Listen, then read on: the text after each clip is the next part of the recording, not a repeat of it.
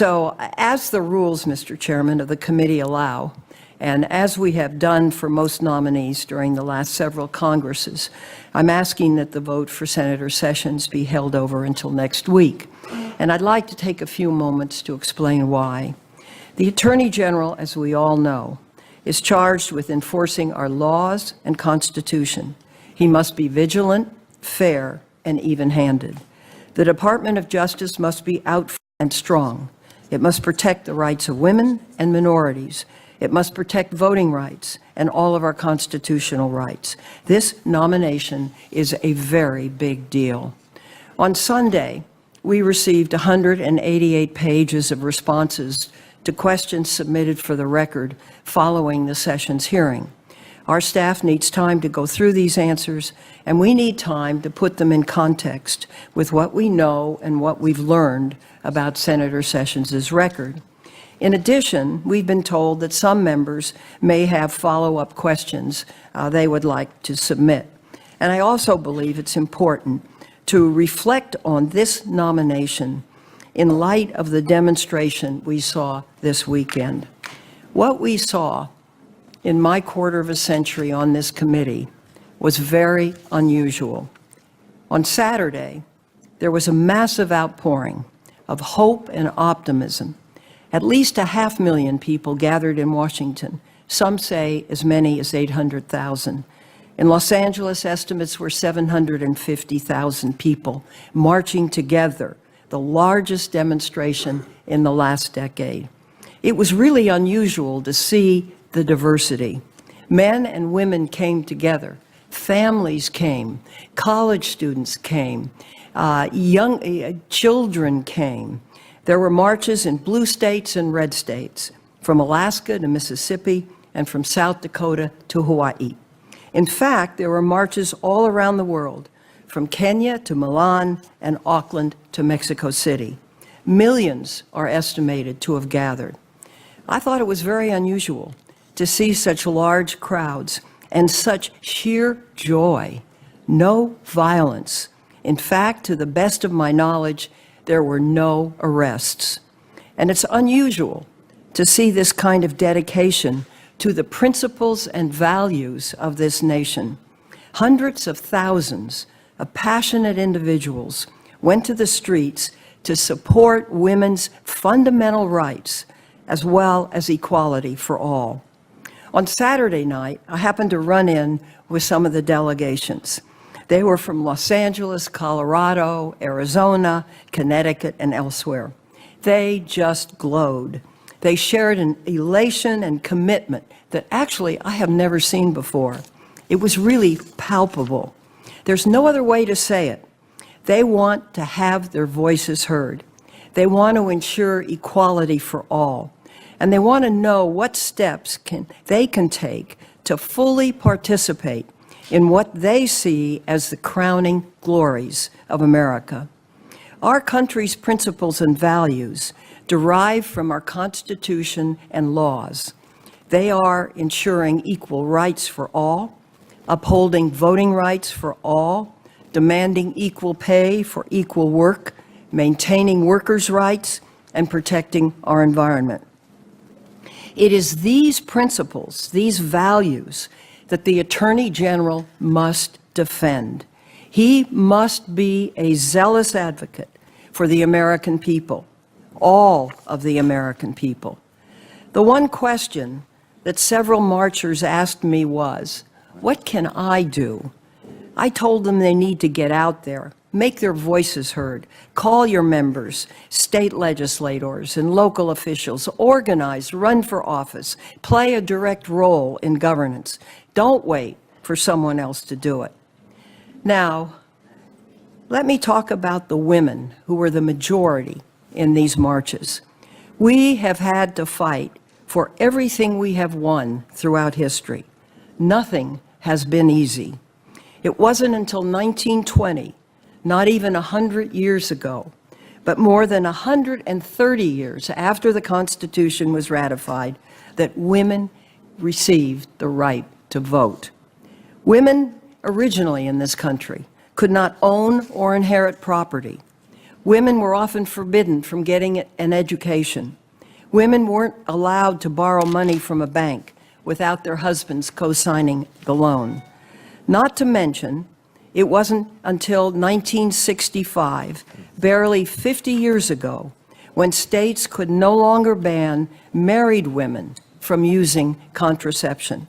And it wasn't until 1972 that this fundamental right was extended to all women in 2 Supreme Court cases.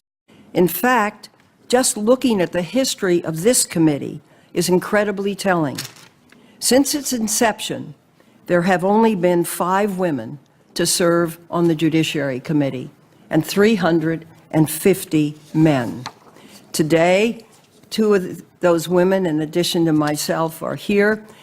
Senator Klobuchar from the great state of Minnesota, Senator Hirono from Hawaii, and this is the most women that have ever been on this committee.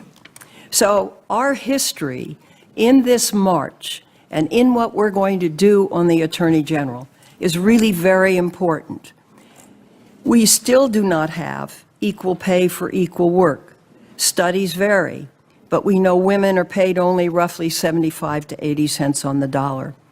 A simple Equal Rights Amendment passed the Congress in 1972, was ratified by 35 states, but fell short of becoming part of the Constitution by just 3 states. And here's what it said: equality under the law shall not be abridged on account of sex. Why? Women were serving different criminal sentences than men in many states. And so it goes on and on. And of course, a woman's right to have control over her own body, her own reproductive system, continues to be under attack.